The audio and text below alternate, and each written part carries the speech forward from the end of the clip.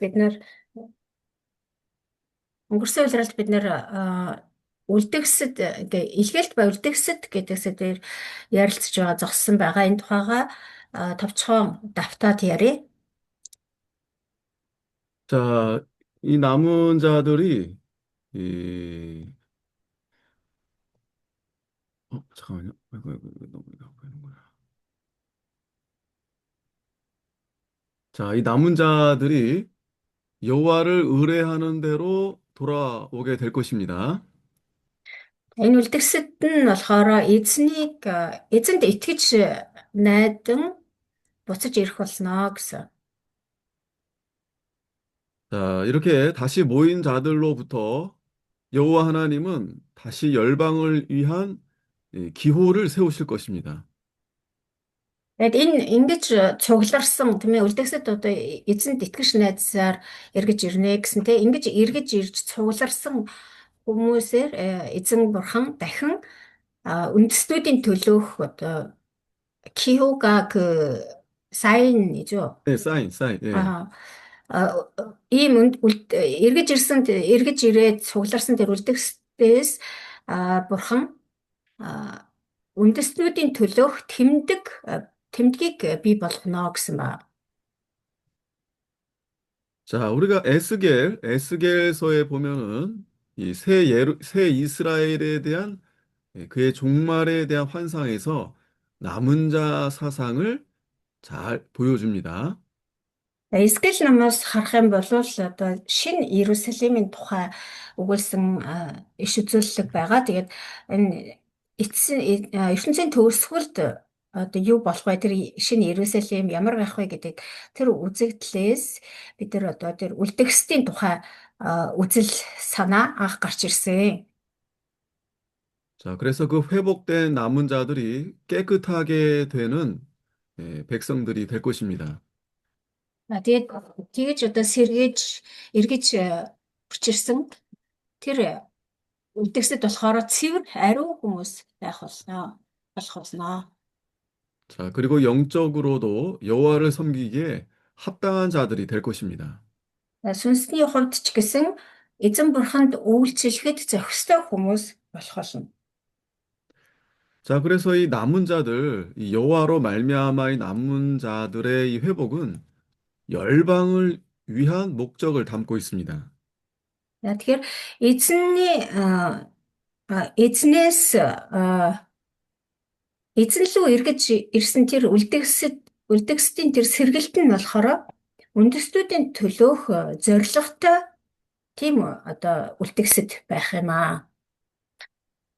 자, 그래서 이 하나님이 이 하시는 일들이 결국에는 이 열국, 이방 나라, 세계 나라와 관계가 있습니다.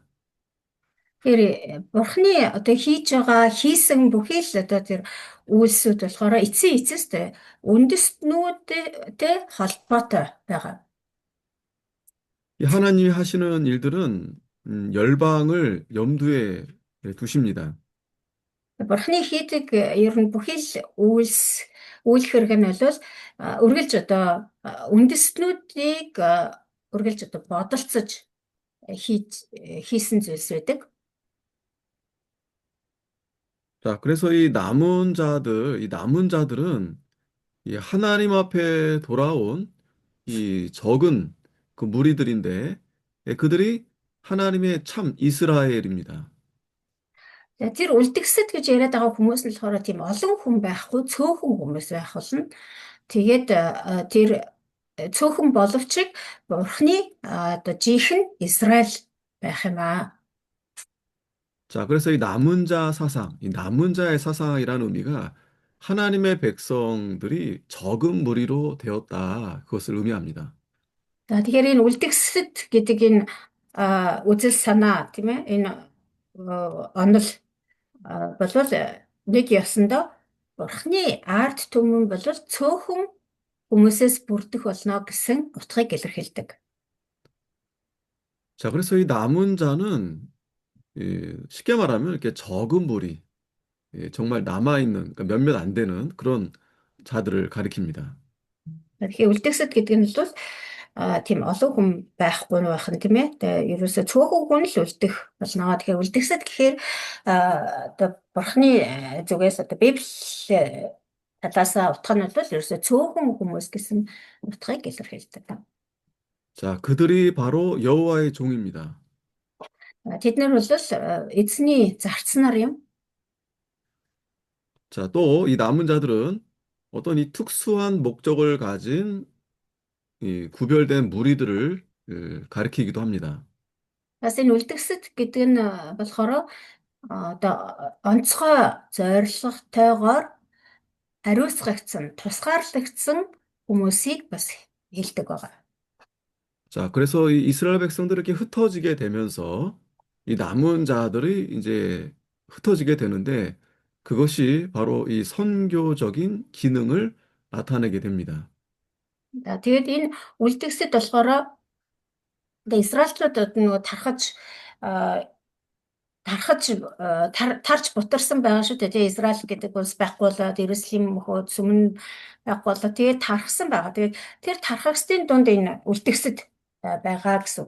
Энэ тэдний одоо энэ үлдгэсэд ингэж одоо улс үндэстнүүд рүү ингэж тархсан нь бол цаана юуны илгээлтийн одоо үүргийг гүйцэтгэж эхэлсэн. Илгээлтийн зорилготой болж эхэлсэн гэдгийг илэрхийлнэ.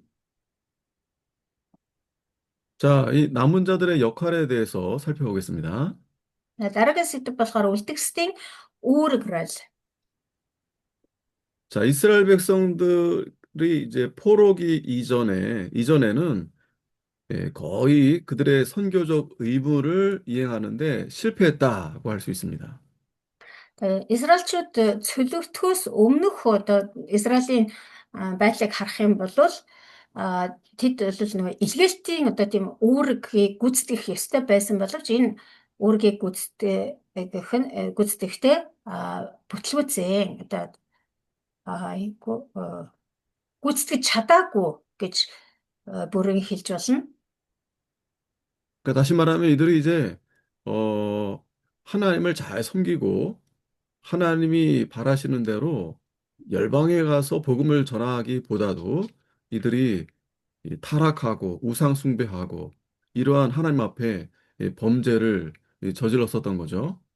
Өөрөөр хэлэх юм бол ягаад тэд нар энэ илгээлтийн үүргээ гүйцэтгэж чадаагүй вэ гэж хэлж байгаа гэхээр тэд нар бол энэ үндэснүүд рүү очиж бурхныг алдаршуулж бурхныг гэрчилж тунхаглаж бурхныг одоо илэрхийлж амьдрах ёстой байтал тгийж чадаагүй харин ч өөрсдөө байдгаараа ялзарч завхраад тэгээд эзэн бурханд биш хуурамч шүтээнүүдэд мөргөж үйлчлдэг болсон.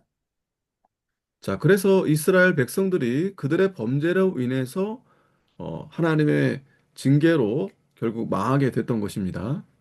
Тэгээд түүнээсээ болоод тэр Израильчууд өөрсдөө гим нүглээсээ болоод эцэстээ сүрсэн, өгсөн байгаа. 그러면 거기서 하나님의 일이 실패가 되는 건가? 그렇지 않습니다. Тэгээд ард тэр Израильчуудын хувьд бол одоо бүтлгүүцсэн байна те. Тэгээд Израильчууд ингээ бүтлгүүдлээ мөхлөө гэд бурхны ажил одоо бас нурчихсан юм уу, бүтлгүүдсэн юм уу 자, гэвэл 이스라엘 үгүй. 백성들이 이 포로로 이제 끌려가게 되면서 거기서 하나님의 백성들이 이 순종을 배우게 됩니다. Израилийн ард түмэн одоо улс орны сүрээд тэгээд олцлогдоод явсан тийм ээ цөллөгдсөн байна. Тэгээд цөллөгт очоод тэд нэр одоо бурханд дуулууртай амьдрах гэж юм бэ гэж тэр дуулууртай байдалд суралцсан. 자, 예레미야 29장 7절 말씀에 보면은 Иремья намын 29-ын 7-ыг харах юм бол 자, 내가 사로잡혀 가게 한 그 성읍에 평안하기를 힘쓰고 위하여 여호와께 기도하라. 이렇게 말씀하십니다. миний та нарыг цөлж явуулсан хотод сайн сайхныг эрэлхийлж өмнөөс нь эзэнд залбираа. Учир нь түүний сайн сайхан нь та нарын сайн сайхан болно гэсэн байна. 자, 지금 여기가 이 성읍이 이스라엘 나라가 아니고 바벨론으로 지금 이스라엘 백성들이 포로로 끌려간 상태입니다. Энд хэлж байгаа тэр хот гэж байгаа нь болохоор Иерусалим биш те Израиль биш тэр Вавилоны тэр Израильчуудын цөлөгдөд оччихсан байгаа тэр хотыг хэлж байгаа.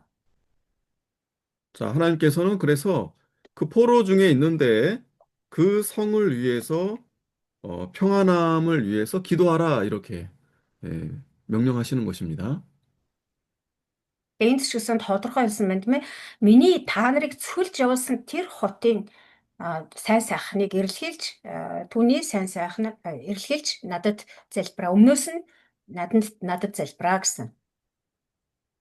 자, 이러한 말씀이 바로 이스라엘 백성들이 남은 자로서 그 바벨론 그 포로 가운데 있었지만 그러나 하나님의 선교적 존재로서의 모습을 나타내 보여주는 것입니다.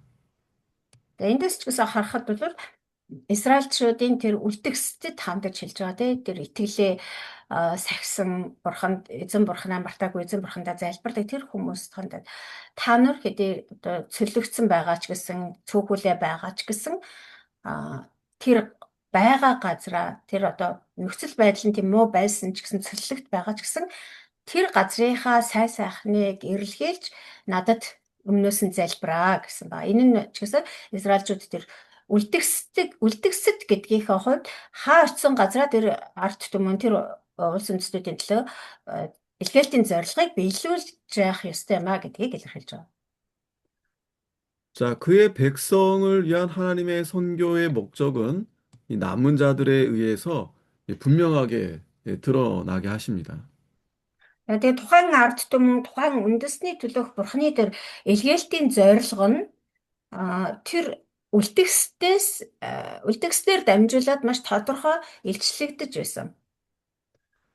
자, 이렇게 유대 민족이 열방의 한 가운데로 흩어지면서 선교 사역이 시작된 것입니다. Тэгээ энэ илчлээ юдэчүүд ингэж үндэстнүүд рүү тархаж тийм ээ одоо өөрсдөө тархсан биш одоо цөллөгдөж онцлогдох маягаар ингэж тархсан байлаа ч гэсэн тэр тархалтаар дамжуулан одоо нэг ёсондоо илгээлтийн үйлчлэл илгээлтийн ажил эхэлсэн гэж хэлж болох юм. 자, 이 구약 성경의 영적 이스라엘인 이 남은 자들은 자연적으로 이 신약 교회의 선진들입니다. 선진이 뭐예요? 선진 앞서 믿는 사람들인데 아, 예, 음. 제가 좀 티르 쉬운 표현으로 조상들, 선배들. 그런 의미예요. 예. Хуучин гэрэн дэх одоо тэр сүнслэг Израиль буюу тэр үлдгэсэд болвол одоо хожим шинэ гэрэний үеийн чуулганы одоо ахмадууд чуулганыхны одоо ахмад үеийнхэн гэж хэлж болох юм. 그러니까 앞에 선 자들을 이 선진들. 예. 그래서 이스라엘의 사명은 하나님의 계시를 열방들에게 전해주는 것입니다. Тэгээд тэд нар болохоор Израилийн одоо Израилийн тэр хуучин гэрээ үеийн Израилийн ард түмний одоо үүрэг юу байсан бэ гэхээр бурхны тэр илчлэлтийг үндэстнүүдэд дамжуулж өгөх явдал байсан. 자, 이스라엘이 실패했던 것이 결국 이 남은 자들에 의해서 성취가 됩니다.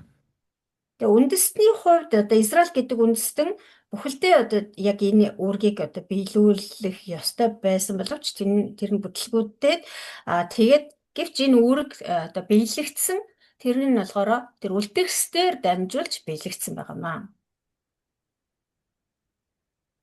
에스라 느헤미야 시대의 이스라엘 민족에 따르면 하나님은 유대인만의 하나님이었습니다. Тэгээ Израиль болон Нехемиягийн үеийн Израиль үндэстний одоо тэр үзэл санаагаар бол бурхан бол зөвхөн юдэчүүдийн л бурхан гэж үздэг байсан. 자, 그래서 이 남은 자들은 항상 이 영적인 이 교만한 자들, 또 이렇게 독선적인 그러한 민족의 위험, 곧이 다른 민족들에 대한 섬김과 또 선교의 역할을 인식하고 받아들임으로서만 극복할 수 있는 위험에 직면해 있었습니다. Тэгэхээр энэ нь юуг илэрхийлж байгаа гэхээр тэр маш тийм аюултай үзэл санаа баримталдаг байсан гэсэн үг. Яг гэвэл энэ а, одоо үргэлжтэй сүнсний хувьд тийм бардам бурхан бол зөвхөн юдэчүүд бидний бурхан гэсэн тийм сүнсний бардамнал болон ганц одоо үндэсний тэр тийм тусгаар үзэл санаа өнцөрхөг үзлийн ийм аюултай үзэл санааг тэр одоо баримталж ирсэн. Тэгэхээр энэ үлдгэсэтийн хувьд ч гэсэн яг ийм эрсдэл бол тэдэрт тулгарч байсан. Тэгээ энэ аюул эрсдлээс яаж гарах вэ гэхээр бусад үндэстнүүдэд одоо үйлчилж тэр илгээлтийн үүргээ одоо ухамсарлаж хүлээж авснараа л энэ аюул эрсдлээс одоо зайлсхийж даван туулж чадхаар тийм нөхцөл байдал яг өмнө нь тулгарсан байсан гэсэн. 예, 아까 제가 이 독선적인 만족의 위험입니다. 민족이 아니라 잘못 말했는데, 음. 독선적인 만족. 예.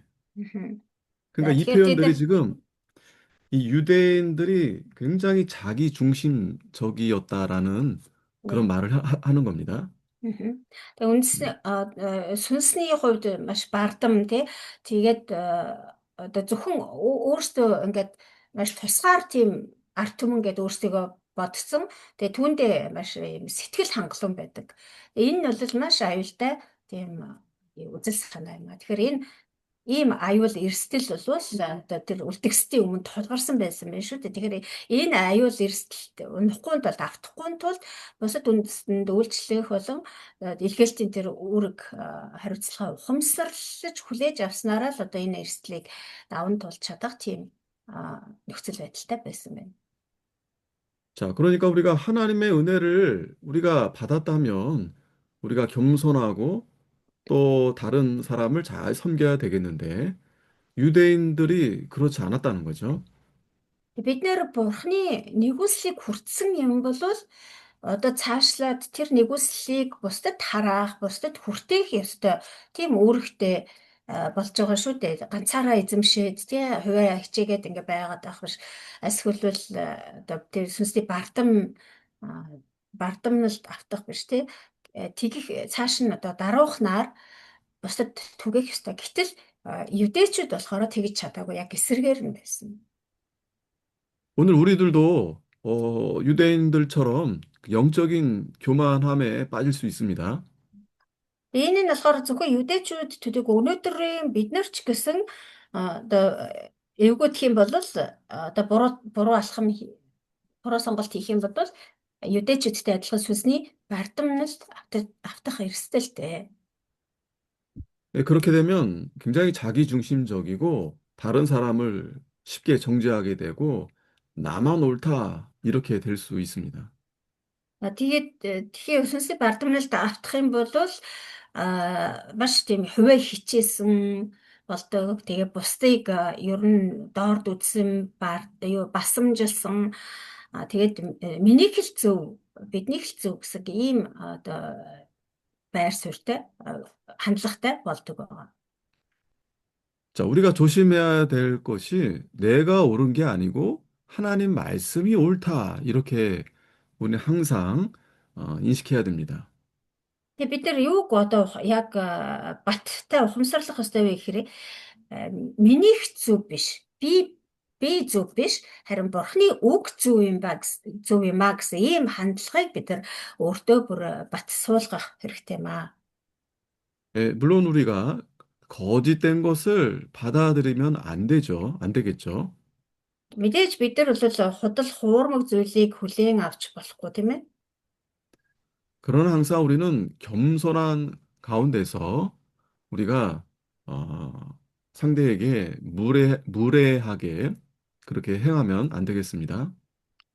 Буруу зүйл, худал хуурмаг зүйлийг өмнө одоо очсон ч гэсэн бид нар би даруй байх ёстой гэдэг тэр буруу зүйлтэй эвлэрэх ч юм уу, буруу зүйлийг эсэргүүцэж одоо тэмцэж чадахгүй тийм байдалтай байхыг хэлж байгаа биш. тэгтэл бид нар буруу зүйлийг хийж байгаа, буруу одоо хүмүүст учрлаач гэсэн бид нар үргэлж даруй байж, үргэлж одоо нөгөө хүнээ тийм ээ хүндлэх тийм байр сууриас хандах ёстой маа. 자, 이 선교는 항상 소수에 의해 수행되어졌습니다. За, илгээлт бол үргэлж цөөнхөөр дамжин явагдаж байсан. 역사적으로 볼 때에도 그 사명을 수행했던 이 신앙 있는 남은 자들에 대한 그러한 예들로 가득 차 있습니다. Юу Библиэс ч гэсэн биш ээ, түүхээс ч гэсэн харах юм бол энэ илгээлтийн энэ үйлчлэл, илгээлтийн агуу үйл хэрэгүүд бол үргэлж ийм итгэл үнэмшилтэй бат зогсон цөөх хүмүүсээр дамжин тэр агуу үйл хэрэгүүд явагдаж байсан. 이 남은 자, 은혜로 택하심을 입은 자라고 할 수 있는데 이 남은 자가 항상 존재합니다. Тэгэхээр энэ үлдгэсэд буюу энэ Бурхны нэгүслийг өмссөн авсан хүмүүс гэж бас хэлж болно. Тэгээ энэ хүмүүс бол түүхийн явцад бол үргэлж оршиж байсан. 자, 그래서 이 Нэгүслэр 히스기야 сонгогдсон хүмүүс шүү. Үлдгэсэд буюу нэгүслэр сонгогдсон хүмүүс бол үргэлж оршиж байсан. Цаашдаа ч гэсэн оршсоор байх болно. 자, 열왕기하 19장 30절에 보면은 히스기야 왕 시대에 하나님은 유다 족속에 피하고 남은 자는 다시 아래로 뿌리가 서리고 위로 열매를 맺을지라고 말씀했습니다. Хоёрдугаар хаад номын 19-ийн 30 дугаар ишлэгийг харах юм бол Хизкия хаан хэлж байгаа Юдагийн гэрийн амьд үлдгэсэд дахин доогуураа үндэслэн дээгүүрээ үр жимс гаргах болно гэсэн. 자, 그래서 남은 자는 예루살렘에서부터 나올 것이다. 이렇게 말씀하고 있습니다. Цааш нь 31절에. 30 цааш нь 31 дээр эшлэгийг харах юм бол учир нь Иерусалимаас үлдгэсэд Сион уулаас аврагдагсад гарч ирнэ гэсэн. Иерусалимаас үлдгэсэд гарч ирнэ. Сион уулаас аврагдагсад гарч ирнэ гэсэн байна. 자, 그래서 하나님은 이 남은 자들을 통해서 일을 하시는데 이 일을 열심히 하시겠다. 그렇게 말씀하십니다. Тэг бурхан ийм үлдгэсдийг бол үргэлж байлгах болно. Тэгээд үүнийгээ төг төмдөө эзний зүтгэл үүнийг гүйцэлдүүлнэ гэд мөн 31 дээр ишлэлийг төгсгөлд хэлсэн байна. Эзэн бурхан өөрөө одоо ингэж үлдгэсдийг байлгахын тулд цаашид ч гэсэн үлдгэсдийг гаргаж ирэхийн тулд өөрөө зүтгэж үүнийгээ гүйцэлдүүлнэ гэсэн байна.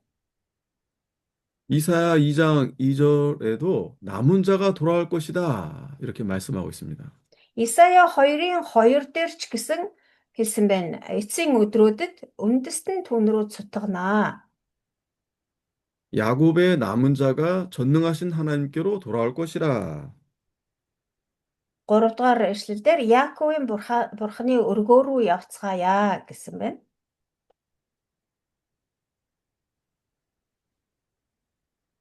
자, 그러면 그 다음 11번째 이사야서에 나타난 이 선교에 대한 말씀을 보겠습니다.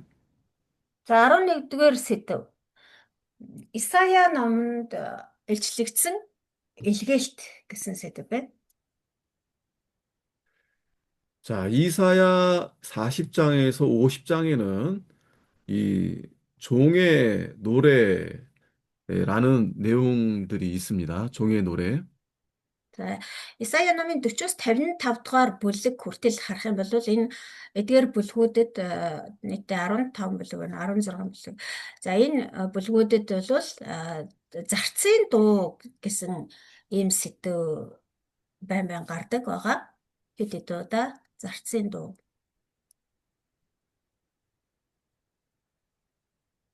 자, 그래서 이 종의 노래가 이 구약 성경의 선교적 정점이라고 볼 수 있습니다. Энэ зарцын дууг бид нар одоо хуучин гэрээний үеийн илгээлтийн оргил гэж хэлж болно. 그래서 이스라엘 백성들이 주의 종으로서 사명을 지니고 있음은 이사야서의 기본 사상들 중에 하나입니다. Тэгэхээр Исая номын одоо үндсэн одоо үзэл санаанууд байгаа шүү дээ. Тэгээд зөвхөн одоо Исая гэдэг номон дотор байгаа агуулгадж байгаа үндсэн санаануудын нэг нь бол Бурхны биш Израилийн ард түмэн эзний зарцын хувьд тийм үүрэг хүлээсэн юм аа. Тийм дуудлага авсан юм аа гэдэг нь бол одоо энэ Исая номын үндсэн санаануудын нэг байдаг аа. 자, 이 구약 성경 전반, 전체적으로 이렇게 흐르고 있는 주제가 이 열방에 대한 하나님의 관심입니다. Тэгээ хуучин гэрээний номыг одоо бүхэлд нь аваад үзэх юм бол бүхий л номууд тэгээ хуучин гэрээний одоо гэрээг нэг одоо нэг бүхэл урсгалаар нь аваад үзэх юм бол тэнд ямар сэдв ер нь голчилж одоо хөндөгдөж байгаа вэ гэхээр үндэстнүүдэд хандсан бурхны одоо анхаарал сонирхол гэсэн ийм сэдв хуучин гэрээний бүх номууд одоо дотор урсаж байдаг. 자, 바로 그 선교에 대한 내용이 이 선지서에 더욱 더 이렇게 강조되고 있습니다. Тэгэхээр тэр одоо үндэстнүүдэд хандсан бурхны сонирхол, бурхны анхаарал буюу энэ нь одоо нэгсэндээ илгээлт гэсэн үг шүү дээ, тийм ээ. Тэгэхээр энэ илгээлтийн дээрс үзэл санаа бол ялангуяа иш үзүүлгийн номуудад маш одоо онцлогдож хөндөгдсөн байдаг. 자, 특별히 이 이사야서에 나타난 이 종의 노래, 이, 이 부분에, 이 성경 부분에 절정을 이루고 있다라고 할 수 있습니다. Тэгээд иш үзүүлгийн номуудад одоо илүү онцлсан тэр илгээлт гэдэг сэдв буюу илгээлт гэдэг сэдв маань ялангуяа одоо Исая номын саяны 40-с 55 дугаар бүлгийн хооронд гардаг хэд удаа гардаг энэ зарцын дуу гэсэн энэ хэсэгт бол яг тэр илгээлт гэдэг сэдв маань бүр яг оргил цэгтээ хүрсэн байдаг. 자, 이스라엘이 담당한 이 선교는 이 신약 시대 교회가 맡은 선교와 그는 그 성격이 좀 다릅니다.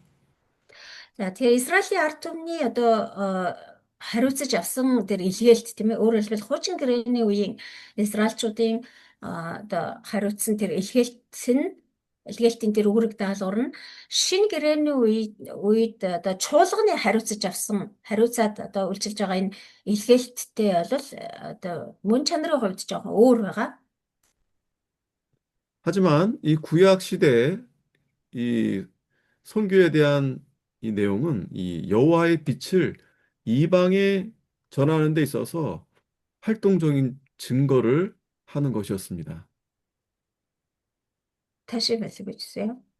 예, 구약에서 이 선교에 대한 그 내용이 여호와의 빛을 이방에 전하는 데 있어서 이 활동적인 이 증거를 하라는 내용이다라는 것입니다.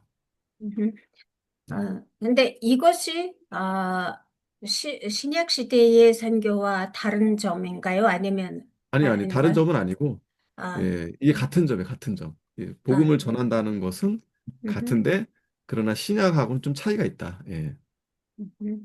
Тэгэхээр нөгөө баг зэргийн ялгаатай гэсэнтэй тэгтээ бол яг үндсэн мөн чанарын хувьд бол одоо яг адилхан.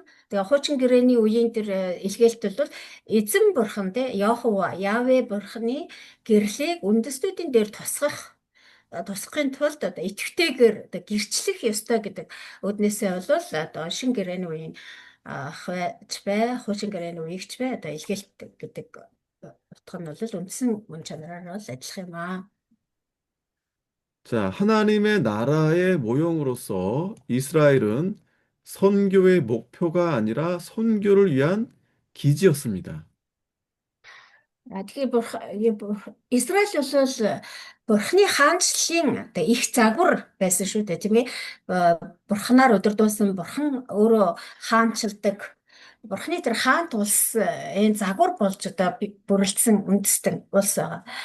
Тэгэхээр тэр утгаараа бол Израиль нь илгээлтийн одоо тэр объект биш, одоо субъект биш, илгээлтийг одоо хийлгэх ёстой, илгээлтийг авах ёстой тийм ард түмэн биш, харин илгээлтийн төлөөх түгшиц газар, одоо бааз нь, гол одоо бааз нь байсан юм аа. Тэрнээс ш одоо Израильд илгээлтийг хийх биш, Израильчууд өөрсдөө тэр илгээлтийн төлөө зориулагдсан түшиц газар буюу бааз нь байсан юм аа. 자, 그러니까 그 성격의 차이가 이제 신약 시대에는 예수님이 가서 전하라 이렇게 명령하셨죠. Тэгэхээр эндээс одоо нөгөө шинэ гэрээний үеийн юу илгээлттэй базрын ялгаатай гэсэн шүү дээ, тийм ээ. Тэгээд одоо ялгаа нь ингээ гарч ирж байгаа юм да. Шинэ гэрээний үе болоод ирэхээр Есүс юу гэсэн гэхээр яв, тэгээд одоо намайг гэрчлээ гэсэн, тийм ээ. Биднийг явж очиод гэрчил гэсэн ба. Илгээлтийг хий гэсэн ба. 하지만 구약 시대에는 그 이스라엘 백성들이 그러니까 이 선교의 기지가 돼서 거기서 하나님을 잘 섬기는 그 일을 감당했어야 됐다는 것입니다. Харин дөнгөж сая ярьсан тий Бурхны хаанчлалын одоо их загварын хувьд Израиль бол тэр илгээлтийн субъект нь биш, объект нь биш юу харин илгээлтэд зориулагдсан тэр түвшиц газар нь бааз нь байсан юм а гэж байгаа. Тэгэхээр нөгөө Есүс болохоор яв тий очоод тэнд очоод яваад юу та нар одоо өөрсдөө яваа гэсэн байгаа. Гэтэл Израилийг болохоор Бурхан явах биш, та нар яг байгаа газраа тэр хаанчлалдаа Бурхны хаанчлал ямар байдаг юм бэ гэдгийг ингээ үндэстнүүдэд харуулад тий юу Бурхандаа чин сэтгэлээсээ үнэнчээр ингээд мөргөөд зөвхөн Бурхандаа үйлчлээд тэр Бурхны хаанчлалын тэр их загварын хувьд тэгээд тэг үнэнчээр одоо итгэл үнэмшлээ сахиад л байж явах юм бол тэр нь өөрөө одоо үндэстнүүдэд илгээлт болж байгаамаа гэсэн үг. Тэгээд тийм учраас одоо Израилийг тэр илгээлтийн одоо объект нь биш, тийм ээ, юу нь болж байна. Түшиц газар нь бааз нь юм аа. Одоо тэндээ байжлаа. Түшиц газар бааз гэдэг бол тэндээ л байгаад байж байгаа газар шүү дээ. Тэ хөдөлтгөө. Тэрийг хэлж байгаа. Тэрүүгээрээ шинэ гэрээний үе одоо илгээлтээс ялгаатай. 자, 그러면 이사야 40장에서 45장에 나오는 이 선교적 성결 구절들을 보면서 종의 의미를 알아보도록 하겠습니다. За тэгвэл одоо бүгдээрээ Исая 40-оос 45 дахь 40-ээс 45 네, 40, 40-оос 45장. 40-оос 45 дугаар бүлэг дээр гарч байгаа тэр илгээлттэй холбоотой юу ишлүүдийг бүгдээрээ ажиглаад тий судлангаа тэр зарц гэж яг ямар утгаар хэлсэн бэ гэдгийг хацгаая. 자, 그렇다면 이 종은 누구인가? 이 종. 종은 누구인가? 누구를 가리키는가? За тэгэхээр эхлээд бол энэ зарц гэж хин юм бэ? Одоо дэд сэдвтэй жижиг сэдв нь гарч ирж байна. Зарц гэж хин бэ? Зарц хин юм бэ? 자, 여기 이 종은 이사야 자신이나 또 그와 동시대인 있었던 이 여호와긴, 예레미야, 모세, 우시야, 또 메시야, 또 고레스 왕, 또 이스라엘 등 여러 이렇게 포함이 됩니다.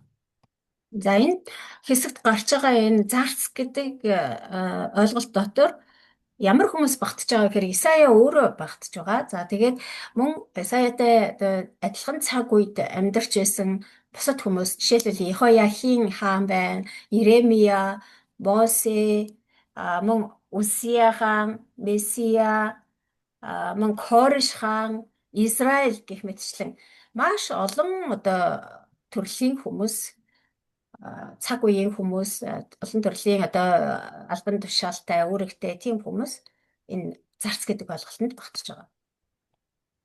자, 이 종은 개인적, 그러니까 한 사람을 가리키기도 하고 또 집단적, 그러니까 전체를 또 이렇게 종이라고도 부르기도 합니다. За тэгээд Дараа нь болохоор энэ зарц гэдэг ойлголт нь болохоор хувь хүнийг ч гэсэн илэрхийлж байгаа мөн одоо бүлэг хүмүүсийг ч гэсэн илэрхийлж байгаа. 그래서 이 집단적인 의미로 부를 때, 이 이스라엘 그 백성들을 전체로 이 종이다 이렇게 부르기도 합니다. За тэгээд бүлэг хүмүүс гэдэг утгаараа бол одоо Израилийг тэр чигт нь хэлж байгаа гэж байна. Израиль гэдэг чинь бас л нэг бүлэг хүмүүс шүү дээ, тийм үү? Одоо нэг итгэлийн хамт олон, илгээлтийн хамт олон гэсэн. Тэгээд тэр утгаар нь одоо Израилийг бүхэлд нь одоо зарц гэж хэлж байгаа. 또한 이 개개인 한 사람을 또 종이라 이렇게 부르기도 합니다. Ингэж одоо мөн бас одоо хувь хүмүүсийг тийм ээ юу хэлнэ гэж түрүү хэлсэн байгаа. 자, 그 말은 그 이스라엘 백성들 한 사람 한 사람들이 그 하나님의 그 선교에 대한 그 사명을 자신의 임무로 받아들여야 한다라는 것을 의미합니다. За тэгэхээр хувь хүмүүсийг хэлнэ гэдэг нь болохоор за бүлэг хүмүүс гэдэг нь болохоор Израилийг үндэснийг тэр чигт нь хэлж байгаа юм байна. Хувь хүмүүс гэхээр тэр Израиль дундаас нэг хэсэгхэн одоо онцгой хувь хүмүүсийг хэлж байгаа юм байна гэж юу хэлж тэгж бодож болохгүй. Израиль гэдэг хамт олон дотор Израиль үндэстэн болж төрсөн хүн болгоныг одоо хувь хүн гэдэг үднээс нь зарц гэж харж байгаа. Өөрөөр хэлбэл одоо монголчуудыг тэр чигт нь бурхан одоо зарц гэж үзсэн бол тэр монголчууд дундаас одоо зөвхөн одоо Фатафегийнхэн хувь хүн гэхээр Фатафегийн оюутнуудыг хэлж байгаа гэсэн үг биш тийм ээ. Одоо Монгол болж төрсөн хүн болгон хөгшин залуу эр эмгүй хүн нэг бүр бурхны одоо тэр илгээлтийн зорилгыг агуулсан дуудагдсан зарцнаар гэсэн үг 자, юм аа. Хувь хүн 자, гэдэг 그리고 нь. 세 번째로 중요한 종의 종이 가리키는 것은 바로 메시아입니다. 메시아. За гурав 그리스- дахь 그리스도. гурав дахь зарц гэдэг ойлголт нь хэнийг хэлж байгаа вэ гэхээр ерөөсөө Месиа буюу Есүс Христийг хэлж байгаа. 자, 그러니까 우리가 이사야 이 본문을 보면서 이 종에 대한 것이 어떤 종은 개인을 가리키고 또 어떤 종은 또 이스라엘을 가리키고 또 어떤 종은 메시아를 가리킨다는 것을 우리가 볼 수 있습니다. 세 가지. 예. Тэгэхээр Исая номыг бид нар ингээ уншаад үзэх юм бол зарцын дуу бас зарц гэдэг одоо нэршлүүд ингээ гарч байгаа. Тэгэхээр зарим хэсэгтээ болохоор Израилийг буюу одоо бүлэг хүмүүсийг хэлж байгаа. Эсвэл бол одоо хувь хүнийг хэлж байгаа. Эсвэл бол одоо Месиа буюу Есүс Христийг илэрхийлж байгаа. Тэгээ ийм өөр одоо хэсэг болгон дээр өөрөөр одоо тэр зарц гэдгийн ард өөрөөр одоо хүмүүс байгаа юм байна гэж ойлгох хэрэгтэй. 자, 이 종은 아브라함의 후손이고 또 여호와를 섬기기 위해서 땅 끝에서부터 부르심을 받은 이스라엘입니다. За тэгээд энэ зарц нь болохоор Авраамийн үр удам. За тэгээд эзэн бурханд үйлчлэхийн тулд газрын хязгаараас дуудагдсан Израиль юм аа. 자, 이 종들은 소경이고 기머거리입니다. 그러니까 영적인 소경, 영적인 기머거리입니다. За тэгээ энэ зарц нар нь болохоор бас юу гэж хэлсэн бэ гэхээр сүнсний хувьд сохор дүлий хүмүүс гэсэн. 그래서 불순종하고 믿음이 없는데 여호와께서 그들을 구속하시고 또 택하셨습니다. Тийм учраас сохор бас дүлий учраас тэд нар юу дуулуургүй бас итгэлгүй боловч эзэн бурхан тэднийг зольж авч сонгож авсан байгаа. Аварч сонгосон байгаа. 자, 그리고 이 종, 메시아를 가리키는 이 종은 한 분이고 또 성령을 받고 이방에 공의를 베푸실 분입니다. 지금 그 세 가지로 그 이스라엘이고 그 개인적이고 네. 개인을 가리키고 그리고 메시아를 가리킨다라고 하셨잖아요. 그것을 이 지금 첫 메시아. 번째 종은 네, 첫 음. 번째 아브라함의 후손 뭐 이거는 그 이스라엘과 개인을 예, 예, 예. 말씀하시는 그렇죠, 거고 그렇죠. 예, 그렇죠. 예. 지금의 종은 메시아. 메시아를 말씀하시는 네, 네. 거죠. 맞습니다. 예. За тэгээ нөгөө түрүүн одоо юу зарц гэдгийн ард ингээд гурван төрлийн хүмүүс байгаа гэсэн шүү дээ. Одоо бүлэг хүмүүс, тэгээ хувь хүмүүс, тэгээд месиа гэсэн тийм ээ. Тэгээд бүлэг хүмүүс болон хувь хүн гэдэг утгаар нь бол сая ярьсан. Нөгөө Авраамийн өрөөдөн эзэнд дуудагдахын үйлчлэхийн тулд дуудагдсан Израиль бас одоо сохор дүлий тэгээд хэдийгээр дуулуургүй боловч дуулуургүй итгэлгүй боловч бурхан тэднийг аварч сонгосон гэдэг. Энэ нь болохоор нөгөө Израилийг бас нөгөө Израилийн хувь хүн болгоныг хэлж байгаа. Харин одоо тайлбарлаж байгаа энэ зарц нь болохоор Месиа гэдэг зарцыг хэлж байгаамаа. Тэр одоо энэ зарц нь болохоор нэгэн хүн тэгээд бас ариун сүнсийг авсан. Тэгээд үндэстнүүдэд зөв шударгыг өгөх хүртээх хүн юм аа. 자, 물론 메시아도 이스라엘 분이시죠. 또 이스라엘의 대표자로서 또한 열방에 보내어진 자입니다. За тэгээ бас энэ Израиль гэн Месиа маань өөрөө бас Месиа зарц маань болохоор өөрөө бас Израиль хүн мөн тийм ээ Израиль хүн тэгээ Израилийн төлөөлөгч тэгээ үндэстнүүдэд илгээгдсэн нэг юм аа. 자, 또한 이 종은 남은 자입니다. За бас энэ зарц маань болохоор үлдсэн нэгэн үлдгэсэд гэдэг шиг үлдсэн нэгэн.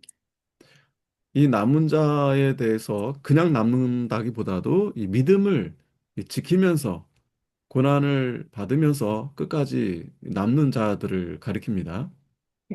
За ер нь бол нөө үлдгэсэд гэж бид яриад байгаа. Үлдсэн хүн, үлдсэн нэгэн эсвэл үлдгэсэд гэж олон тоон дээр ингээ яриад байгаа тийм. Тэгээ энэ үлдгэсэд гэж одоо зүгээр л одоо тэр амьд үлдсэн хүн ч гэдэг юм уу. Одоо ямар нэг юмнаас үлдэж хоцорсон хүн гэдэг утгаасаа илүү юу итгэлээ бат сахиж үлдсэн.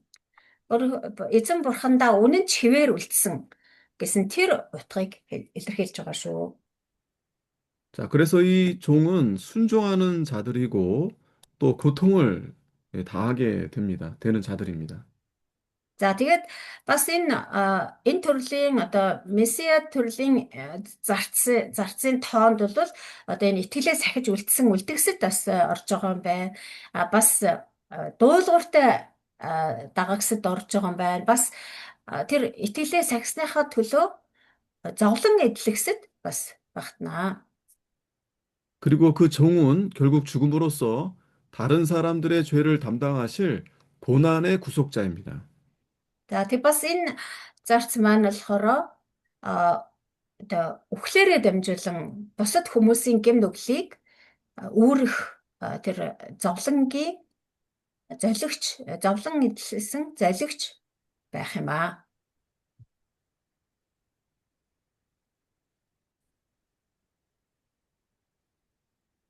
자, 선교란 무엇인가?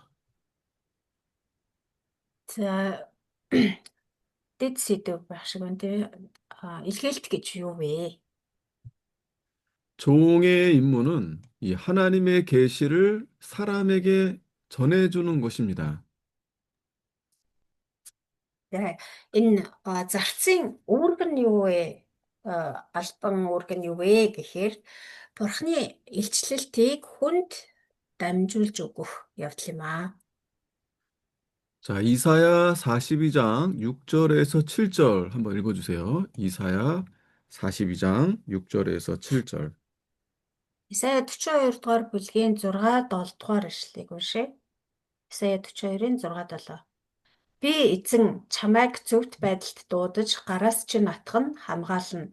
Чамайг ард түмний гэрээ, үндэснүүдийн гэрэл болгож өгнө.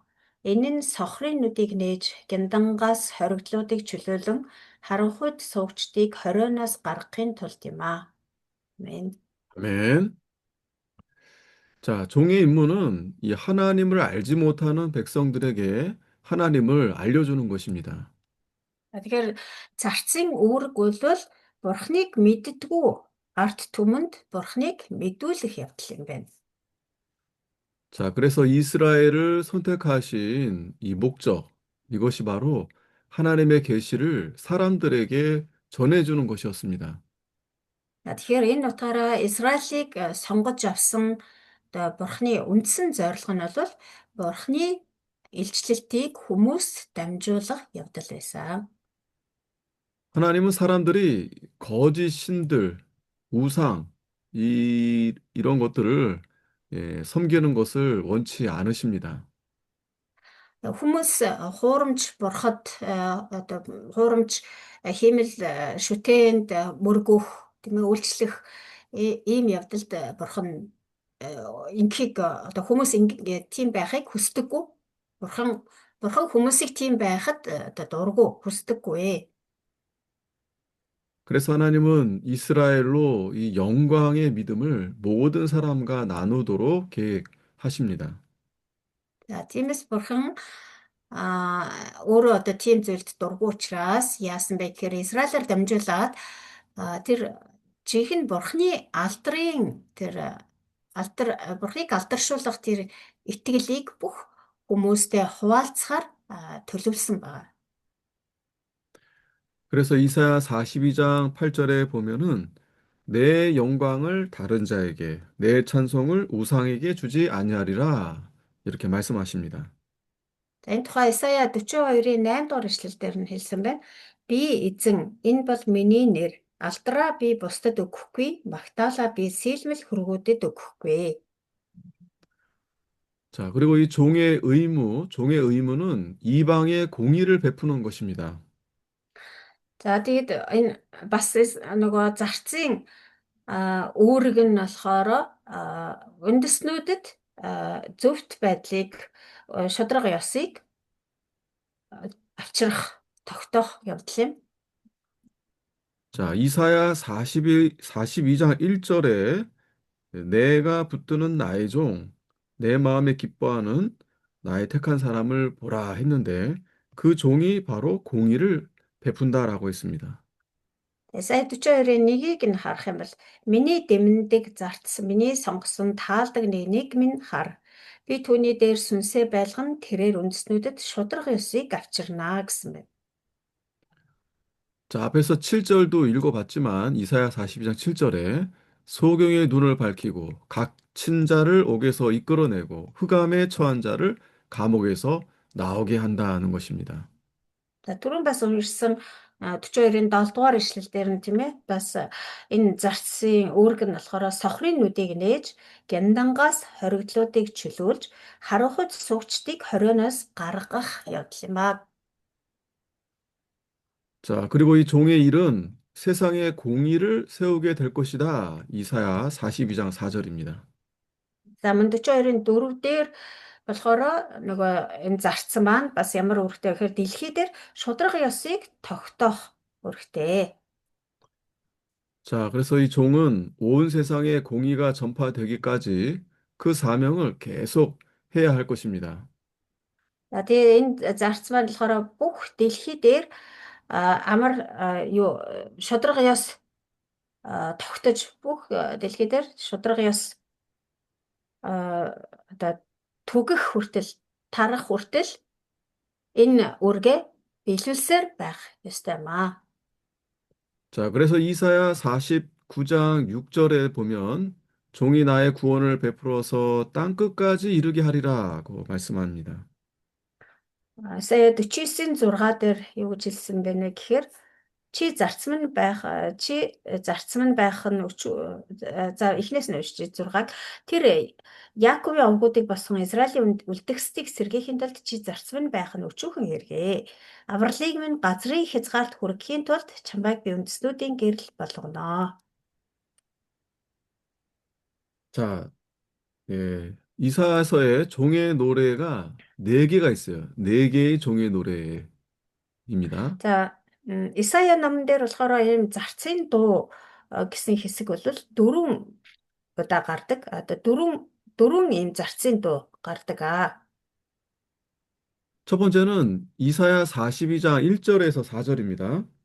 За нэгдүг нь болохоор Исая 42-ийн 1-ээс 4. 자, 이 굉장히 우리가 잘 알려진 이 성경 말씀인데 한번 읽어주세요. 42장 1절에서 4절. За бидний маш сайн мэдэх далдартай хэсэг байгаа. Энэ хэсгийг уншия. Сая бараг үздсэн ба тий. Миний дэмэндэг зарц миний сонгосон таалдаг нэг минь хар. Би түүний дээр сүнсээ байлган тэрээр үндэснүүдэд шудраг ёсыг авчирнаа. Тэр хашгирахгүй, дууга өндөрсгөхгүй. Түүний дуу гудамжинд сонсогдохгүй. Тэрээр бяцарсан зэгсийг хугалахгүй, бүдгэрсэн динг бөхөөхгүй. Шудраг ёсыг үнэхээр тэр авчирнаа. Дэлхийд шудраг ёсыг тогтоох хүртлээр тэрээр бөхөхгүй бас бяцрахгүй. Эргийн нутгийнхан ч түүний хуулийг хүлээнэ. Амен. 아멘. 자, 여기서 종은 이스라엘로 보입니다. За энд гарч байгаа зарц нь болохоор Израилийг одоо хэлж байна гэж үздэг. 자, 이 종을 택하신 목적은 세상에 살면서 하나님을 섬기라고 택하셨습니다.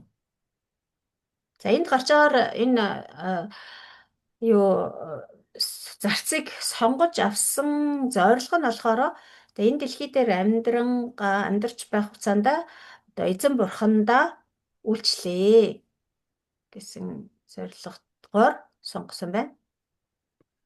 아, 우선은 네, 잠시만요. 네, 지금 한국 성경에 어떻게 되어 있는지 모르겠는데 여기 몽골 성경에는 네, 이 부분을 이렇게 큰 글자로 네, 첫째 네, 그 글자를 큰 글자로 적었거든요. 네, 네, 그 네, 큰 네. 글자로 적었다는 것이 네. 어, 예수님을 그렇죠, 가리키는 그건 그렇죠. 네, 건데 맞아요, 맞습니다. 예, 예. 아까 이스라엘을 네. 가르친다고 하셔서.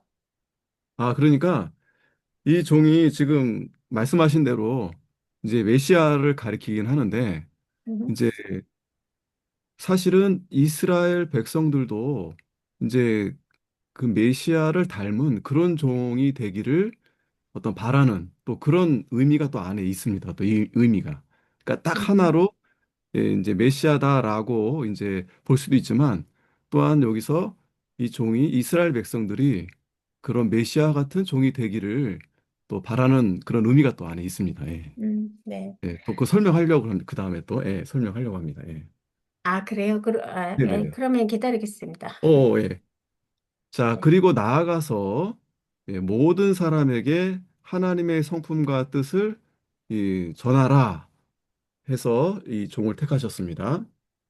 За тэгээ бас цаашлах юм бол эзэн бурхандаа үйлчлэл гэсэн нэгдэх зорилго байна те. Өшөө цаашлах юм бол бүх хүмүүс бурхны зан чанар ба хүсэл зорилгыг дамжуулах гэсэн зорилгоор одоо зарцаа болгож сонгосон. 자, 또 여기서 나타난 종의 모습은 이 말씀을 증거하러 여기저기 다니는 그런 선교사의 모습도 나타납니다. За бас энэ зарц гэдэг энд гарч байгаа зарц гэдэг ойлголтын цаана бас өөр ямар одоо хэнийг хэлж байгаа вэ гэхээр одоо эхний хэлжинд бол Израилийг хэлсэн байна тийм ээ. За бас хэнийг хэлж байгаа гэхээр Бурхны үгийг гэрчлэхээр хаа сайгүй одоо явж байгаа илгээлтийн эзэд тийм дүр төрх бас одоо энэ зарц гэдэг энд гарч байгаа зарцын ард бас агуулгадж байгаа маа. 자, 그런데 교회에서는 일반적으로 이 구절을 아까 말씀하신 대로 이 그리스도, 메시아다라고 여겨왔습니다. Мгм. За тэгвэл өнгөрсөн хугацаанд бол ер нь одоо чуулганы зүгээс энэ хэсгийг тайлбарлахдаа бол би түрүүн бас одоо багштай яриад байсан яг тэрэн дээр би бас аюу асуугаад амжицсан байгаа энэ нөгөө Монгол Библиэр ингээд томоор бичсэн байх юм бол ер нь бурхан юм уу Есүсийг ингээд хэлтгээ. Тэгэхээр энэ хэсэг нөгөө хамгийн эхлээд энэ нь бол одоо Израилийг хэлж байгаамаа гэдэг тэр тайлбар дээр би асуусан байхгүй. Тэгээд багш дараа нь тайлбарлана гэсэн учраас одоо энэ одоо тэрийгэ тайлбарлаж байна. Энэ одоо энэ хэсгийг бид нар бол өнгөрсөн хугацаанд бол ер нь манай сүм чуулганууд бол энэ бол Месиа буюу Есүсийг Христийг хэлж байгаа гэж одоо ер нь номлодог тий заадаг энэ ишлэгийг тайлбарладаг гэсэн шүү дээ. Тэгэхээр энэ багшийн ярьж байгаагаар бол одоо энэ хэсгийн зарц гэдгийн ард бол айгүй олон утгагаа агуулж байна. Эхлээд бол тэр Израилийг тий хэлж байгаа. Дараа нь одоо илгээлт эцдийг бас хэлж байгаа. Одоо гуравт нь болохоор Есүс Христийг гэж тайлбарлаж байна. 자, 그리고 그분은 성령이 임할 자로서 이방의 공의를 베풀 자이십니다. За Есүс Христ гэдэг утгаар нь аваад үзэхэд бол түүний дээр сүнсээ байлгана. Өөрөөр хэлбэл Есүс бол ариун сүнстэй нэгэн байх болно. Тэгээд дэлхий дээр шударга ёсыг тогтоох болгоно. 자, 그래서 마태복음 12장 17절에서 21절에 주님이 실제로 이 말씀을 다 이루셨습니다. За тэгээд Матай 12 дугаар бүлгийн 17-оос 21 дугаар ишлэгийг харах юм бол эзэн Есүс ирээд үнэхээр одоо энэ иш үзүүлгийг Исая номын иш үзүүлгийг өөрийн биеэр биелүүлсэн байгаа. 여기 마태복음 12장 18절에도 보면은 보라 나의 택한 종 내 마음에 기뻐하는 바 나의 사랑하는 자로다. 내 성령을 Матай 줄고 또 그가 심판을 이방에 알게 하리라. 이 말씀을 인용하고 있습니다. Матай 17-оос 21 дэршлиг харах юм бол Матай 12-ын 17-оос 21 дэршлиг харах юм бол энэ нь иш үзүүлэгч Исаягаар хэлүүлсэн нь биелэгдэхийн тулд бөгөөд тэр ийг хэлсэн байна.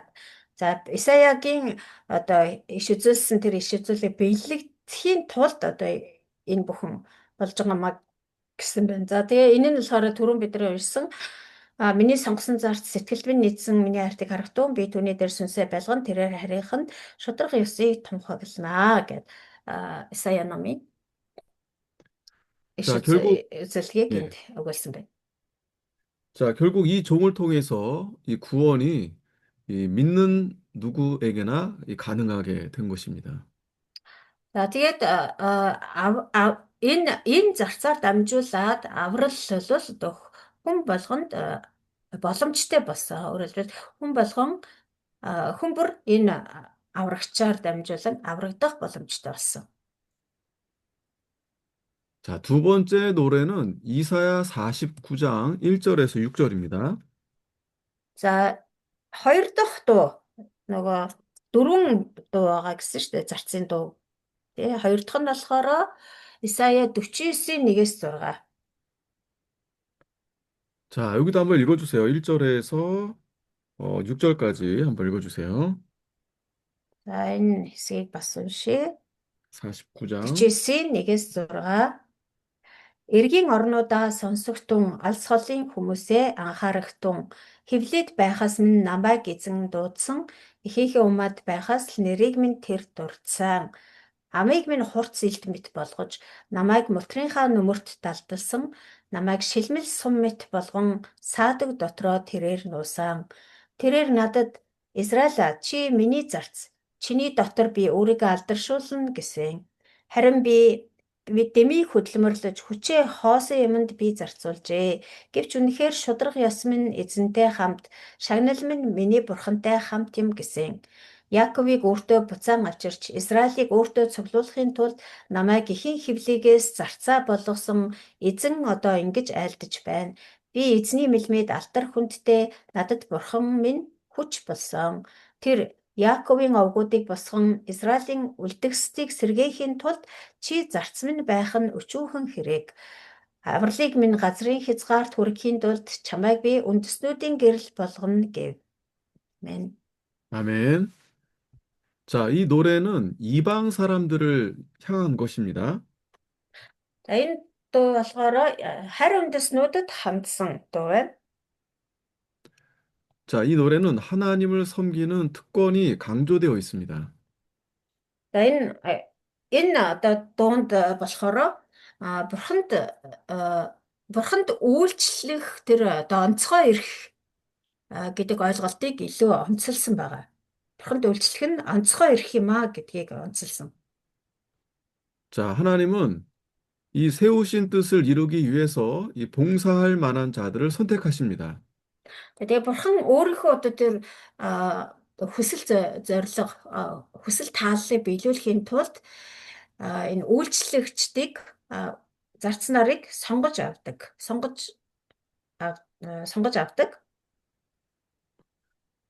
자, 그래서 이 선택도 하나님을 섬기기 위한 것입니다. Тэгээд энэ сонголт ч гэсэн бурханд үйлчлэхийн тулд сонгогдож байгаа хэрэг юм. 자, 그래서 이 선교는 이 선택을 전제로 합니다. За тэгэхээр илгээлт гэдэг маань болохоор ингэж одоо сонголтын дээр үндэслэж явагддаг байна. Эхлээд одоо сонголт байдаг байна. Бурхны сонголт. 자, 그러면 종은 누구인가? За тэгвэл энд гарч байгаа зарц нь хин бэ? 자, 이 두 번째 노래에서 이 종은 이스라엘과 이스라엘에 대한 사명을 받은 누군가를 말합니다.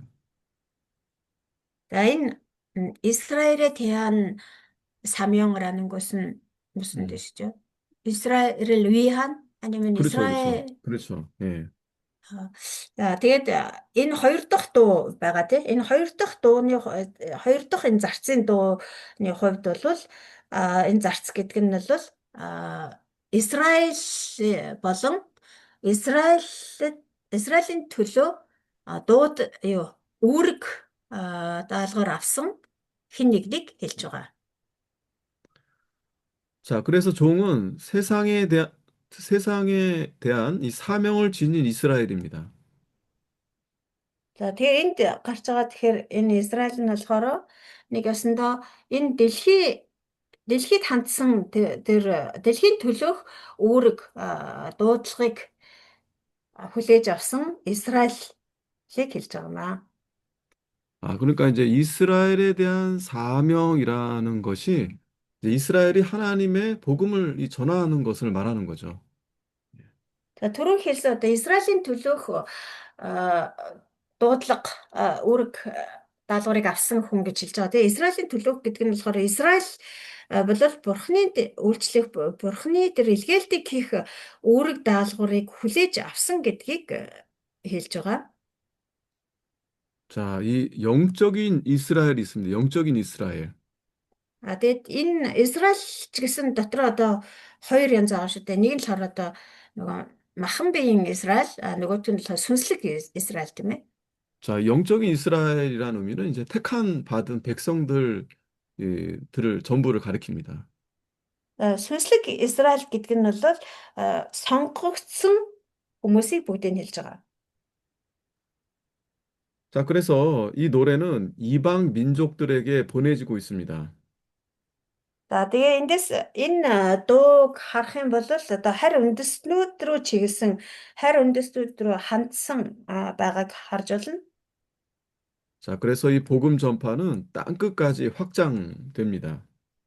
За тэгээд эндээс харах юм бол энэ сайн мэдээ болохоор энэ дэлхийн хязгаар хүртэл тархаж байгааг бид нар энэ дуунаас харж байна. 자, 여기 이사야 49장 6절 아까도 읽어주셨는데 이 6절이 굉장히 중요합니다. За энэ хоёр дахь дууны хувьд бол энэ 49-ийн 6 дахь ишлэл бол маш чухал. 여기 보면 이방의 빛으로 삼는다라고 했습니다. Энэ 6-гийн төгсгөл хэсгийг харах юм бол чамайг би үндэснүүдийн гэрэл болгоно гэсэн байна. 네, 그래서 이 종이 이방의 즉 땅끝까지 이 복음을 전하라는 이 명령을 받는 거죠. Тэгээ эндээс харах юм бол энэ зарц бол ямар тийм одоо тушаалыг даалгаврыг үүрэг даалгаврыг авсан байна вэ гэхээр бурхны тэр авралыг тэр юу сайн мэдээг бол газрын хязгаарт хүртэл үндэстнүүдэд хүртэл одоо авч очих тэр үндэстнүүдэд хүргэх газрын хязгаарт хүргэх тийм үүрэг даалгаврыг авсан гэдэг нь харагдаж байна. 자, 그래서 이 두 번째 노래는 결국 이 세상에 대한 이 선교의 말씀을 가리키는 것입니다. За тэгээ эндээс харах юм бол энэ хоёр дахь зарцын дуу нь болохоор энэ 세상에 대한 선교, 선교, 복음을 전하는 거. 예, 예. дэлхийд хандсан, үндэстнүүдэд хандсан илгээлтийг хэлж байгаа юм байна. 자, 세 번째 노래는 이사야 50장 4절에서 9절입니다. За, гурав дахь дуу нь болохоор Исая 54-9. 자, 여기도 한번 읽어주세요. 4절에서 9절입니다. За, мөн уншия. Исая 54-9. Эцэж ядарсан хүнд үгээр туслахыг мэдээсэй хэмээн эзэн бурхан надад шавийг хэл өгсөн. Өглөө бүр намайг сэрэн шав мэт сонсгохын тулд чихийг минь тэр нээн. Эзэн бурхан чихийг минь нээсэн бөгөөд би ч тэрсэлсэнгүй, гэдрэг ухарсангүй. Цохигчдод би нуруугаа өгч, сахлыг минь өгтэй хүнд тацраа тавьж өглөө. Доромжлол нулималтаас би нүрээ халахлаагүй. Учир нь эзэн бурхан надад тусалдаг. Тиймээс би гутам шиг болохгүй. Тиймээс би нүрээ цахиур мэт байлгасан ба ичгүүрт орохгүй гэдгээ би мэднэ. Намайг зөвтгөгч ойрхон байна. Хэн надтай тэмцэлдэх вэ? Хамтдаа зогсоцгоё. Хэн надтай заргалдах вэ? Тэр дэргэд минь хурч ирэг. Үзэгтэн надад тусалдаг эзэн бурхан байна. Хэн намайг яллах вэ? Харагтун тэд бүгд хувцас адил хуужирч хэвэн ирвэхэд идэвлэнэ. Амен. 아멘. 자, 이 세 번째 노래에서는 이 선교가 이루어지는 이 수단, 어떻게 이 선교를 하는지에 대해서 잘 나타나 있습니다. За энэ гурав дахь дууны хувьд бол энэ илгээлт одоо явагддаг тэр арга барилын талаар илэрхийлж байна. 곧 명예와 권세로서가 아니라 이 수치와 모욕과 고난을 통해서 이루어지는 것을 볼 수 있습니다. За өөрөөр хэлбэл эндээс харах юм бол энэ илгээлт бол ерөөсөө тэр алдар нэрээр ч юм уу эсвэл бол одоо эрх мэдлэр явагддаг биш, харин ичгүүр, доромжлол, зовлонгоор энэ илгээлт явагддаг гэдгийг харж байна. 자, 여러분, 이 6절 말씀을 잘 기억하면 좋겠습니다. Ялангуяа энэ 6 дугаар ишлэгийг бид нар сайтар санаж явбал сайн байна. 자, 이것은 그리스도가 십자가에 달려 돌아가실 때 받으실 수치와 모욕을 예언하는 말씀인 것을 볼 수 있습니다. 6 дугаар ишлэгийг харах юм бол Христ Есүс одоо ийм зовлон амсаж, ийм гутам шиг доромжлол, ичгүүрийг амсан цахалмай дээр цовдлогдох болно гэдгийг иш үзүүлж хэлсэн байна. 우리가 이 복음의 그 의미가 그 글자대로 기쁜 소식임은 분명합니다. За сайн мэдээ гэхээр одоо яг л одоо нэр шигэ тийм ээ сайхан мэдээ одоо баяр хөөртэй тийм гоё сайхан мэдээ гэсэн утгатай шүү дээ. Тэгээд сайн мэдээний жинхэнэ утга бол энэ мөн үнэхээр одоо сайхан мэдээ гэсэн утгатай.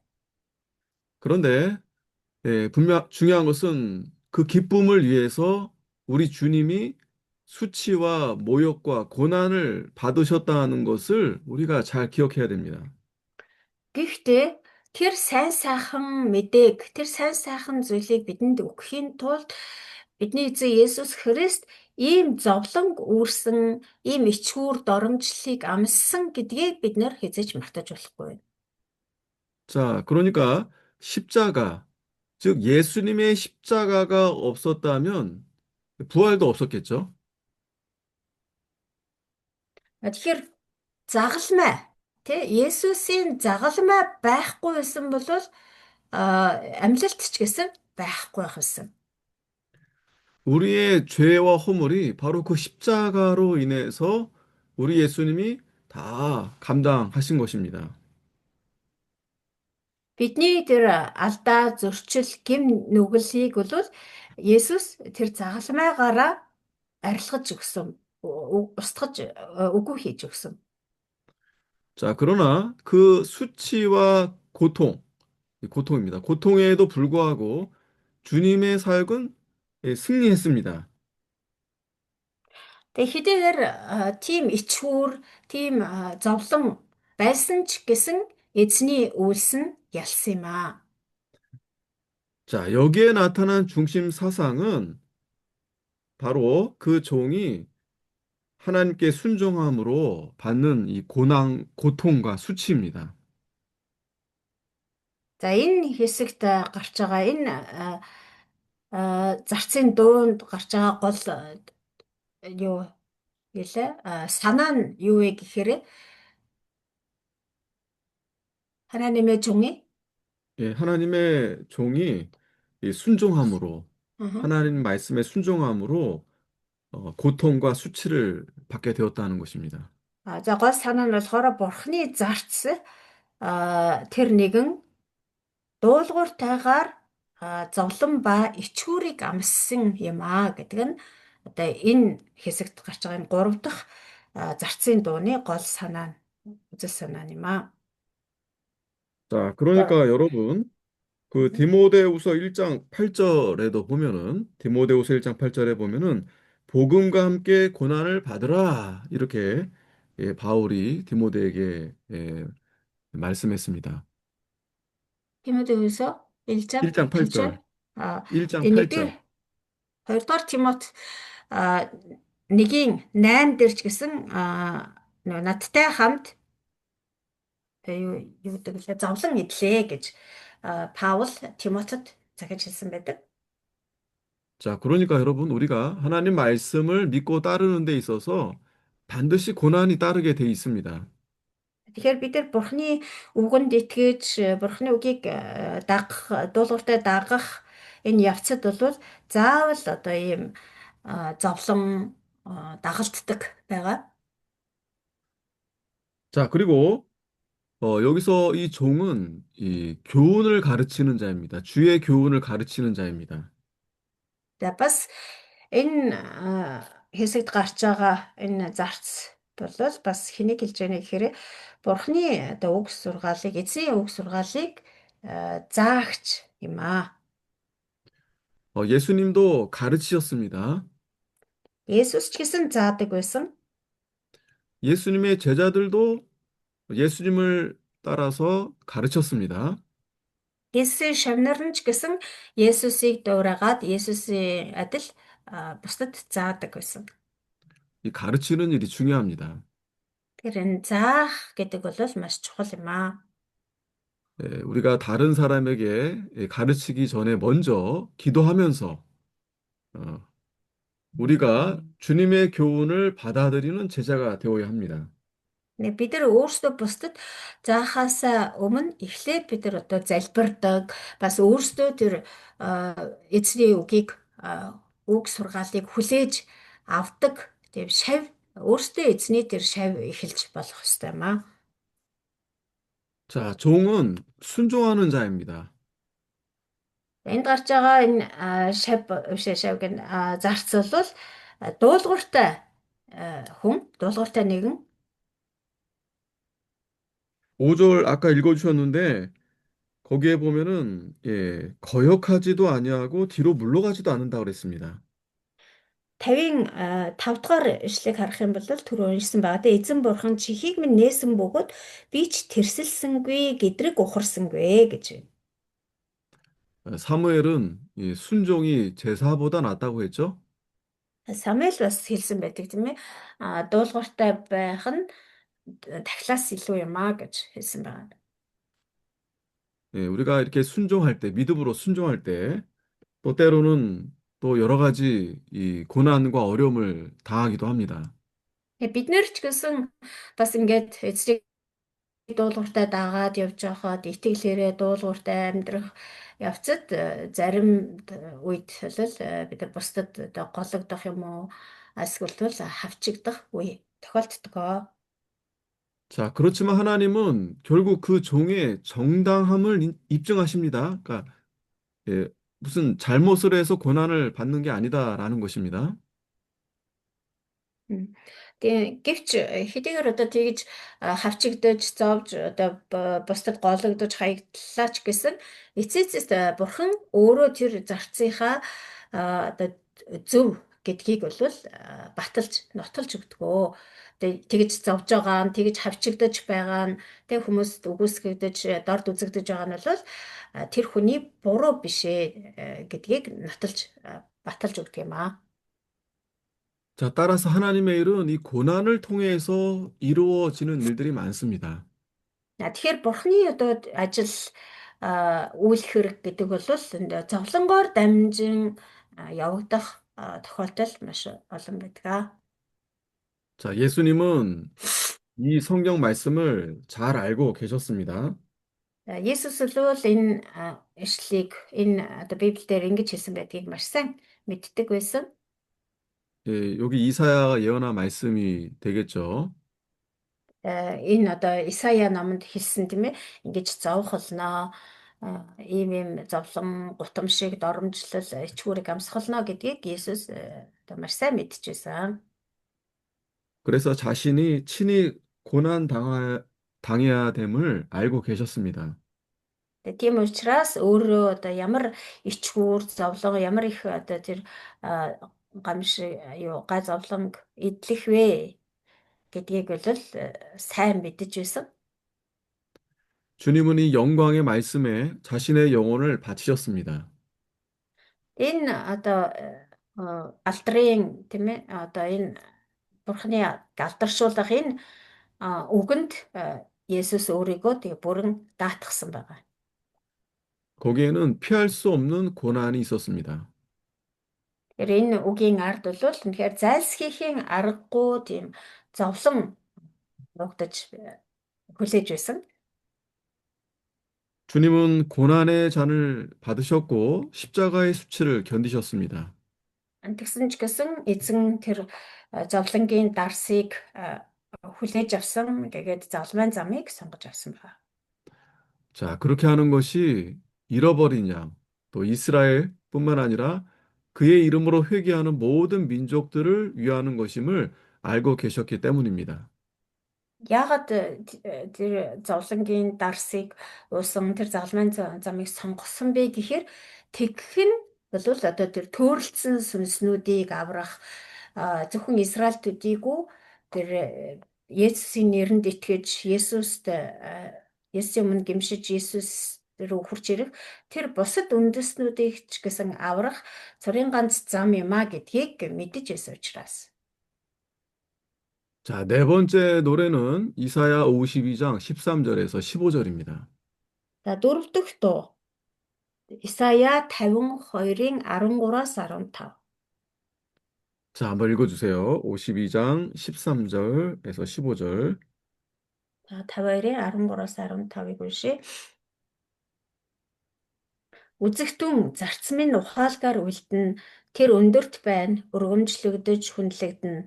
Төрхөн альва хүнээхээс хэлбэр нь хүний өрсөөс илүүгээр зэрэмдэглүүлсэн тул олон хүн түүнээс болж хэртгэв. Ийхүү тэрээр олон үндэстнийг цочооно. Түүнээс болж хаад амаа хамхина. Учир нь мэдээгүй тэд харах болно, сонсоогүй тэд ухарлах болно. 아멘. Энэ 자, 앞에서 이 세 번째 노래에서 이제 이 고난의 주제로 이렇게 소개됐는데, 이제 이 네 번째, 이 마지막, 가장 이 탁월한 이 종의 노래로 이제 전개되고 있습니다. 이 за 고난의 тэгээ 주제가, 이 고난의 주제가 네 번째, 이렇게 가장 탁월하게 전개되고 있습니다. За гурав дахь дуун дээр болохоор тэр зарц одоо дуулууртайгаар тийм ээ тэр зовлон ичгүүр доромжллыг ингээ хүлээн авнаа тэр зовлонгийн замаар явхлаа гэдгийг одоо илэрхийлсэн байгаа тийм ээ. Тэгвэл дөрөв дэх дуун дээр болохоор тэр зарцын эдлэх тэр зовлонг бол бүр одоо хамгийн дээд зэргээр илэрхийлж харуулсан гэж хэлж болно. 자, 아까 읽어주셨던 13절에 보면은 이제 내 종이 형통하리라 또 받들어 높이 들려서 지극히 존귀하게 되리라 이렇게 말씀했죠. 13 дугаар эшлэлдэр үзэгдэн зарц минь ухаалгаар уйлдэн тэр өндөрт байна ургамжлагдаж хүндлэгдэнэ гэсэн. 자, 바로 이 승리와 영광의 종이 소개된 것입니다. За энэ хэсэгт бол а энэ зарц бол ялан дийлдэх болно. Тэгээд алдар тийм ээ алдар хүндлэлийг авах болно гэдгээр одоо танилцуулж байна зарцаага. 자, 그런데 이어서 14절에는 다시 고난의 주제가 나옵니다. За тэгсэн хэрнээ цаашаа 14 дугаар ишлэлийг нь харах юм бол шууд үргэлжлээд энэ одоо алдар хүндлэлийн тухай одоо ингэж өргөмжлөгдөх болно гэсний дараа шууд үргэлжлээд тэр зарцыг эдлэх тэр зовлонг дахиад өгүүлж байна. 이 속죄의 고난이라는 교리가 바로 이 부분에 가장 잘 나타나고 있습니다. За тэгэхээр нөгөө бидний нүглийг хэлтрүүлэх тэр золилтын зовлон золилтын зовлон гэж байгаа. Энэ ойлголт энэ золилтын зовлонгийн одоо онол хамгийн тодор илэрхийлэгдсэн хэсэг бол энэ хэсэг байдаг. 자, 이 종의 고난은 이방 민족과도 관계가 있습니다. Тэгэхээр энэ зарцын эдлэх энэ зовлон бол энэ хэсэг дээрээс харах юм бол харь үндэстнүүдтэй ч гэсэн холбоотой байгааг харж байна. 15절에 이 열방에 대한 이야기가 나오죠. 15 дахь ишлэлдэр олон үндэстнийг цочоон хаад түүнээс болж амаа хамихнаа гэд үндэстнүүдийн талаар ярьж байна. 자, 그리고 이사야 53장은 메시아에 관한 내용을 담고 있습니다. За цааш нь үргэлжлээд Исая 53 дугаар бүлгийг нь харах юм бол 53 дугаар бүлэг тэр чигтээ Месиагийн тухай өгүүлсэн байдаг. 이제 우리가 이제 얼마 후면 이제 고난 주간 지나서 또 부활절이 있죠. За тэгээ хэсэг хугацааны дараа одоо нөгөө зовлонгийн 7 хоног болон түүний дараа одоо амьллын баяр маань болно тийм ээ. амьлсны баяр. 이 53장, 이사야 53장에 이 고난당하는 종의 모습이 아주 잘 그려져 있습니다. Энд Исая 53 дугаар бүлэг дээр бол тэр Месиагийн эдлэгт зовлон тэр зовж байгаа зовлон эдлэх Месиагийн тухай маш тодорхой өгүүлсэн байгаа. 자, 신약 성경에서도 여기 종을 그리스도로 보고 있습니다. 이 고난받는 종을. Шинэ гэрээний үднэс ч гэсэн авч үзэхэд энэ зовлон эдлэх тэр зарцыг бол энэ зовлон эдэлж байгаа зарцыг бол Христ Месиа гэж үздэг. 바로 그 종이 이 고난 받으시는 종이다. 우리가 이것을 잘 기억해야 되겠습니다. Тэгэхээр энд гарч байгаа энэ зарц бол тэр зовлон эдлэх зарц юм аа. Зовж тарчлах тэр зарцыг хэлж байна гэдгийг бид сайн санаж явах хэрэгтэй юм. 다시 말하면 예수님의 십자가 죽음 없이는 부활이 없습니다. Өөрөөр хэлэх юм бол Есүсийн тэр загалмайн зовлон байхгүйгээр амьлалт гэж байхгүй. 그분이 이 십자가 고난과 죽음을 당하신 이유는 바로 내 죄 때문이죠. 우리의 죄 때문이죠. Есүс тэр загалмайн зовлон ба үхлийг одоо амсахад хүрсэн шалтгаан бол ерөөсөө бид бүхний гэм нүгэллээс л болсон. 그렇다면 죄인된 모든 인간들은 그 죄를 사해 주실 바로 메시아 그리스도께서 우리에게 반드시 필요한 것입니다. Тийм болохоор бүхий л одоо нүгэлт хүмүүс те гэмт хүмүүсийн хувьд бол тэр гэм нүглийг маань одоо зольж өгөх тэр гэм нүглийг маань цагаатгаж өгөх одоо хэрэгсэхгүй болгож өгөх Месиа буюу Христ хэрэгтэй юм аа. 그것이 바로 하나님의 은혜와 사랑입니다. Энэ бол нэг ёсондоо Бурхны нэгүсэл ба хайр юм. 자, 여기 이사야 우리가 서에서 전체는 보지 않았지만 이 중요한 선교적 이 본문이다라는 것을 우리가 알 수 있습니다. Тэгэхээр Исая ном бол одоо бид нар бүгдийг авч одоо судалж үзээгүй ч гэсэн Исая ном бол маш чухал юу илгээлтийн одоо утга санаатай ном юм байна гэдгийг бид нар сая хэдхэн ишлэлээс авч үзлээ. 특히 이 신약 성경에 인용된 두 성구가 있습니다. 두 성구. Тэгээ ялангуяа одоо Исая номоос бол ингээд юу шинэ гэрээн дээр маш одоо их онцолж ингэж иш татсан хоёр ишлэл байдаг. Исая номоос иш татсан хоёр ишлэл. 첫 번째 말씀은 이사야 45장 22절, 23절의 말씀인데 로마서 10장과 빌립보서 2장에 인용됐습니다. За эхнийх нь болохоор Исая 45-ын 22-оос 23 дугаар ишлэл байгаа. За энэ ишлэл нь болохоор Ром 10 дугаар бүлэг ба Филиппой 2 дугаар бүлэгт иш татагдсан байдаг. 네, 두 번째 말씀은 이사야 어, 52장 7절. 네, 52장 7절인데 이게 로마서 10장 15절에 인용되어 있습니다. За хоёр дахь чухал ишлэл нь болохоор Исая 52-ын 7 дугаар ишлэл байгаа.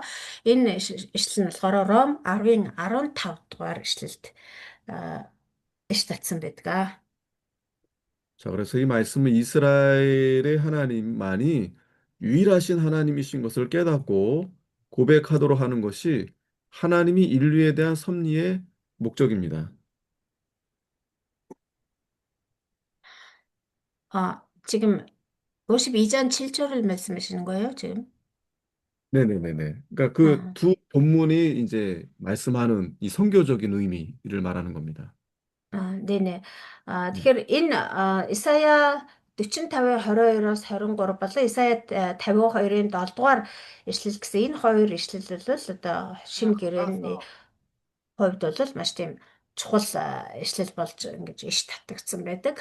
Тэгээ гол санаа нь бол Израилийн эзэн бурхан л цорын ганц бурхан юм аа гэдгийг ухаарч одоо ухаарах хэрэгтэй. Тэгээ энэ нь бол бүх хүндрэлтэнд хандсан бурхны төлөвлөгөө ба зорилго юм аа гэсэн ийм одоо утгатай ишлэл байна. 자, 따라서 모든 사람이 이 구원에 초대되었기 때문에 하나님만이 하나님이신 것을 깨닫고 고백하면 당신의 백성으로 삼아 주십니다. За мөн бүх хүмүүс энэ аврал руу уригдсан байдаг. Тэгээ тийм учраас одоо зөвхөн эзэн бурхан л жинхэнэ бурхан юм а гэдгийг ойлгож ухаарад хүлээн зөвшөөрөх юм бол бурханы арт түмэн чаднаа. Бурхан өөрийнхөө арт түмэн болгож өгнө гэсэн ийм утгатай эшлэлүүд байгаа.